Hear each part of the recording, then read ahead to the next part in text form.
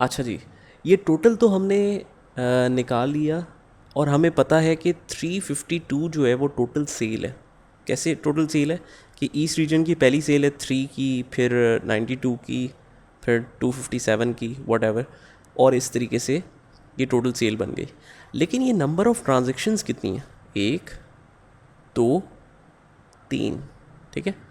अगर हमें region wise transaction by formula निकालना हो कि टोटल नंबर ऑफ ट्रांजैक्शंस कितनी है, तो कैसे निकालेंगे?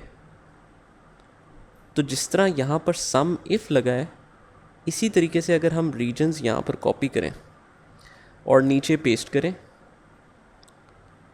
बल्कि और नीचे कर लेते हैं थोड़ा सा, और हम कहते हैं जी count of transactions by reason.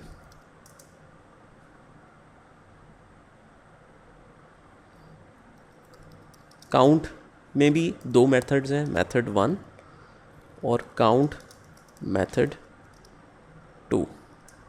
तो इसमें भी बिल्कुल सेम वही एग्जांपल है कि अगर मैं आपसे कहूँ कि इस टोटल ट्रांजैक्शंस को काउंट करो, तो आप कहेंगे कोई मसला ही नहीं, आप कहेंगे इक्वल्स टू काउंट, और ये सबको मैंने काउंट कर लिया, तो आप कहेंगे ये 12 ट्रांजैक्शंस हैं।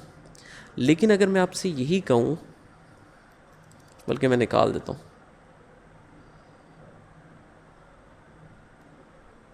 ठीक है चलें ऐसे ही सही है, ये 12 ट्रांजैक्शंस हैं। लेकिन अगर मैं आपको कहूँ कि रीजन वाइज बताएं कि हर ट्रांजैक्शन की नंबर ऑफ़ ट्रांजैक्शंस कितनी है, ईस्ट में कितनी नंबर ऑफ़ ट्रांजैक्शन है, तो आप कहोगे ये फिर कंडीशन आ गई अगेन। जिस तरह सम इफ़ था, यहाँ पर क्या यूज़ होगा? Count if. काउंट इफ़ हमने पहले भी देखा हुआ है, आपको याद होगा कि हमने मार्कशीट में देखा था कि इस पूरी ग्रेड्स में से ए कितनों के हैं, बी कितनों के हैं, सी कितनों के, तो ये हमने देखा था। काउंट इफ़ एब्सेंट कितने, ये भी हमने देखा था।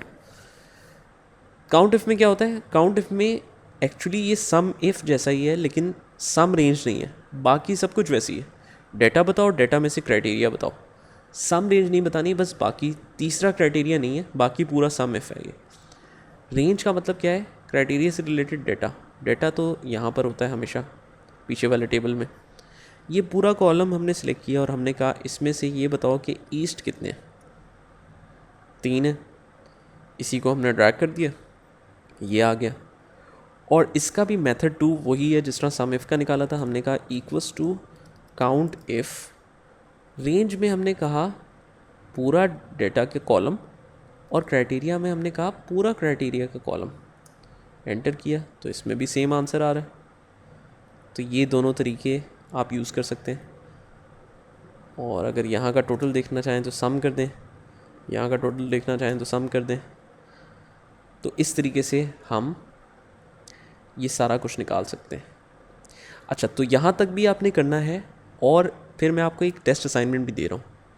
सेम इसी तरीके से आपने प्रोडक्ट्स का भी निकालना है। जिस तरह हमने रीजन्स का निकाला हुआ है ना, उसी तरीके से आपने प्रोडक्ट की सेल्स निकालनी है, और मेथड 1 से भी मेथड 2 से भी। इसी तरह प्रोडक्ट की काउंट मेथड 1 से भी निकालना है, 2 से भी निकालना है। तो ये मैं करवाऊँगा नहीं, ये आप खुद से करेंगे। नेक्स्ट में मैं बस आंसर्स आपको दिखा दूँगा। ठीक है, तो यहाँ तक करें, उसके बाद हम आगे चलते हैं।